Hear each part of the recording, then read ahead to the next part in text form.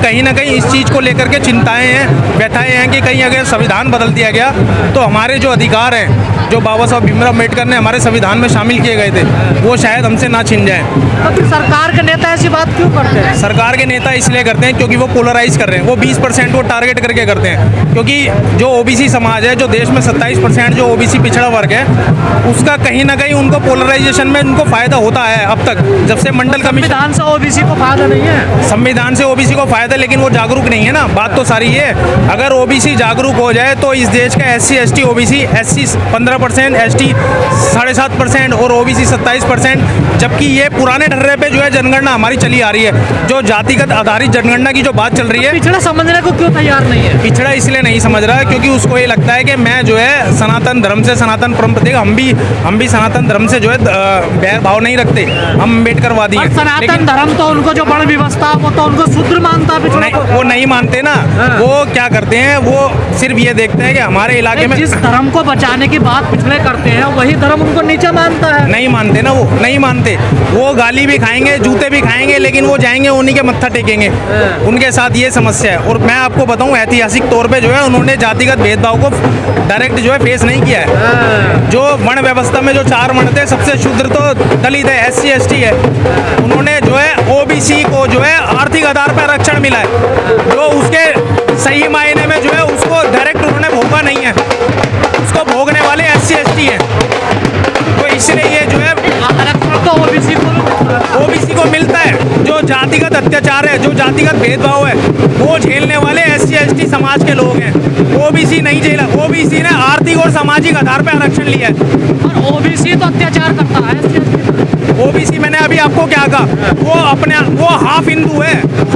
वो जब उसको हक और हकूक की बात आती है, उसके बच्चों को एडमिशन लेना होता है, उसको कहीं वजीफे में अप्लाई करना होता है, तो वो जो है बाबा साहब के संविधान के दायरे में आकर के जो है ओबीसी बन जाता है। लेकिन जब उसको 22 जनवरी को राम मंदिर में झंडा उठाने की बात आती है, तो वो कहता है हम तुमसे बड़े हिंदू हैं। वो कहता है प्रजापति पीछे, ब्राह्मण पीछे, ठाकुर पीछे, हम तुमसे बड़े वाले हिंदू हैं। तो ये जूते भी खाएगा, मार भी खाएगा, लेकिन सबसे आगे बढ़ेगा। अगर जो संविधान बदलने की चर्चाएं हो रही है, अगर संविधान बदला गया तो क्या स्थिति होगी? देखिए, संविधान तो जो है, अगर मैं ये नहीं कहता कि वो हाइपोथेटिकल बात नहीं कहता कि संविधान नहीं बदला जा सकता, संविधान बदला जा सकता है। इसमें प्रोविजन भी है, स्पेशल प्रोविजन है। अगर जो है सरकार 2/3 मेजोरिटी से भी ऊपर अगर लेके आती है लोकसभा राज्यसभा में, तो आराम से संविधान बदल सकते हैं। और दूसरे देशों का भी संविधान बदला गया है। तो हमारे देश में भी जब संविधान लागू हुआ था, बाबा साहब अम्बेडकर ने जब उसमें ड्राफ्टिंग कमेटी के चेयरमैन थे, तो उनके सामने भी 6000 से ज़्यादा जो है अमेंडमेंट बिल उनके सामने अलग अलग मेंबर्स ने सामने रखे थे। उनके आधार पे भी जो है हमने काफ़ी छटनी करी है अपने संविधान में। तो ऐसा नहीं है नहीं कर सकते। लेकिन एक जो केशवानंद भारती मामले में 1973 के मामले में सुप्रीम कोर्ट ने एक आदेश दिया था कि बेसिक स्ट्रक्चर से छेड़छाड़ नहीं होनी चाहिए, संविधान के मूल ढांचे से छेड़छाड़ नहीं होनी चाहिए। तो हमें चिंता इस बात की है कि कहीं संविधान को बदलने की जद्दोजहद में उस बेसिक स्ट्रक्चर पे कहीं हमला होने की बात तो नहीं हो रही है। और ऐसी बातें भी तो आ रही है कि 2024 में अगर बीजेपी सरकार आती है तो कुछ बड़ा होगा देश में, ऐसा तो खुद सरकार। देखिए, बड़ा होना चाहिए, बड़ा होना चाहिए। गरीबी पे बड़ा होना चाहिए, शोषण पे बड़ा होना चाहिए, अत्याचार पे बड़ा होना चाहिए। लोगों को खाने को रोटी नहीं है। हमारा जो है वर्ल्ड हंगर इंडेक्स देख लीजिए आप। और आप जो है इन मुद्दों पे सरकार कहाँ बात करती है? तो कह रही है प्रभु श्री राम का मंदिर बना दिया। देखिए, सरकार की गलती नहीं है, मोदी जी की गलती नहीं है।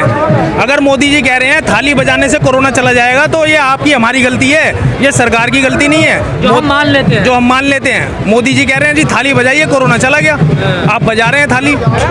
मोदी जी की कहाँ गलती है? मोदी जी तो 1100 का सिलेंडर कर दिए, लेकिन उनकी गलती कहाँ है ये बताइए। मैं तो नहीं मानता सरकार की गलती आपकी है। ये जितने जो है ओझा बाबा जो गलत लोग हैं जो पकड़े जाते हैं, सही लोगों की बात नहीं कर रहा, जो गलत लोग हैं वो पकड़े जाते हैं, फिर वो कहते हैं लोगों को बाबा ने ठगा। भाई आप क्यों जा रहे थे उनकी दुकान में? वो ठगेंगे।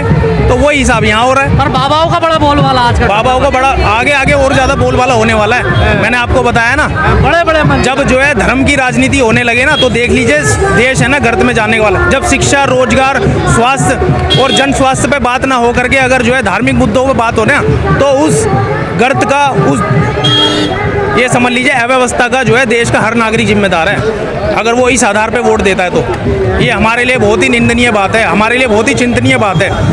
क्या संदेश देना चाहोगे समाज? देखिए, मैं ये संदेश देना चाहूँगा कि बैर किसी से ना करो, चाहे SC हो, ST हो, OBC हो या अपर क्लास हो। अम्बेडकर वादी कहाँ बैर करते हैं? अम्बेडकर वाली आज देखिए देखिए तमाम शोभा यात्रा निकल रही है, कहीं से कोई खबर नहीं आई, कहीं दंगा हुआ, नहीं आएगी, पत्थर वो हुआ। नहीं आएगी ना, वो उनके हित में है। जो मेन स्ट्रीम मीडिया है वो नहीं दिखाएगा, वो नहीं दिखाना आज चाहता। तक कोई दंगा ही नहीं हुआ। देखिए दंगा तो बहुत हुआ है, लेकिन वही बात है, दंगा अब अम्बेडकर जयंती पर कोई दंगा ही नहीं हुआ देश में। हाँ, मैं वही तो कह रहा हूँ, अम्बेडकर जयंती पे नहीं दंगा हुआ, लेकिन जो मेन स्ट्रीम मीडिया है वो आज तक कभी इसको दिखाती नहीं है। देश की राजधानी के बिल्कुल सेंटर में, पार्लियामेंट के बिल्कुल बगल में जो है इतना जन सैलाब आया हुआ है, लेकिन कोई मीडिया आकर के जो है एक बार भी इसका जो है संज्ञान ना लेकर के देश को अवगत नहीं कराता। क्यों?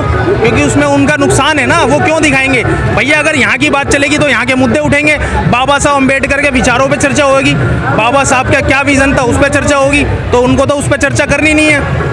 उसको तो जो है धार्मिक मुद्दों पे जो है डिबेट चलानी है, किसने क्या खाया, किसने क्या पिया, इस पे मुद्दा होना है। आखिरी सवाल, चुनाव पर क्या विचार है? देखिए, चुनाव पे मेरा ये विचार है कि देश की जनता अगर अब भी जो है आप जागरूक हो, अपने बच्चों के भविष्य को लेकर के चिंतित हो, तो जो नागरिक अगर जागरूक है वो अपने मुद्दों पे आधारित जो है वोट दे। वो ये ना देखे कि मेरे जो है शर्मा वर्मा दुबे पंडित चूड़ा चमार या कोई बैठा हुआ है उसको देख करके ना वोट दे। वो ये दे कि अगर हमारा संविधान हमें ये हक दे रहा है, हमें उस हक के हिसाब से जो है इसको बचाना है। मैं तो ये कहता हूँ कि जो आपका नेता आपको आगे आपके भविष्य की गारंटी देता है, फर्जी गारंटी नहीं, सही गारंटी अगर कोई देता है और हवाबाइयाँ बातें करता है तो उससे जो है दूर हट जाइए। अगर कोई सच्ची गारंटी देता है, कोई आपको जो है आश्वासन देता है कि हम आपके बच्चे के लिए, शिक्षा के लिए ये करेंगे, रोजगार के लिए करेंगे, स्वास्थ्य के लिए करेंगे, तो आपको उसको वोट देना चाहिए, चाहे वो कोई भी हो। आज बड़ा महसूस हुआ कि आज हमारा बाबा साहब भीमराव अम्बेडकर का जो जन्मदिन, आज कोरोना काल के बाद जो पहली बार ऐसा लगा कि मुझे कि क्रांति 2024 में जो भीमराव अम्बेडकर जी की जो 21वीं सदी में वो कहा था कि एक दिन आएगा 21वीं सदी का जो यहाँ बहुजनों का राज होएगा। बहुजनों के राज में आज इतनी भागीदारी है कि मुझे आज बड़ा माहौल को देख के ये पता लग रहा है कि 2024 में भी इतनी बड़ी भीड़ आती है संसद मार्ग पर, लेकिन मीडिया नहीं दिखाती है। देखिए, ये मीडिया इसलिए नहीं दिखाती क्योंकि अगर मीडिया दिखाएगी तो पूरे देश में एक मैसेज जाएगा, और वो मैसेज इतना भयंकर, इतना खतरनाक मैसेज जाएगा कि सरकारों की आँख जो है ना बिल्कुल की बिल्कुल खुली की खुली रह जाएगी। इसलिए मोदी जी जो है ना अपने प्रोटोकॉल में कभी आज घोषणा पत्र जारी कर रहे हैं, कभी कुछ कर रहे हैं। अरे भैया, आज घोषणा पत्र जारी करने का क्या महत्व था?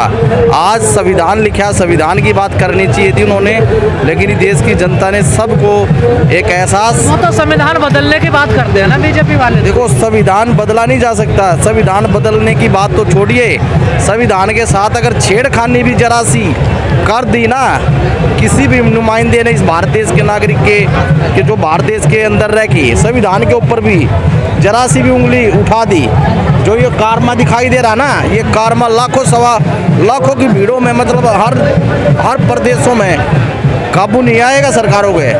धमकी दे रहे हो आप? धमकी है यार, ये कोई बात थोड़ी, धमकी किस बात की है? ये धमकी थोड़ी है। करके देखो ना, छेड़खानी करके देखो ना, हिम्मत है तो। शेर वही होता है जो जंगल में दौड़ता है। धीरे धीरे तो परिवर्तन हो ही रहा है, वो धीरे तो हो ही रहे हैं, देखिए ना। देखो, धीरे धीरे परिवर्तन हो रहा है, लेकिन धीरे धीरे हमें परिवर्तन में हमें उसे अंधविश्वास पर विश्वास ही नहीं करना।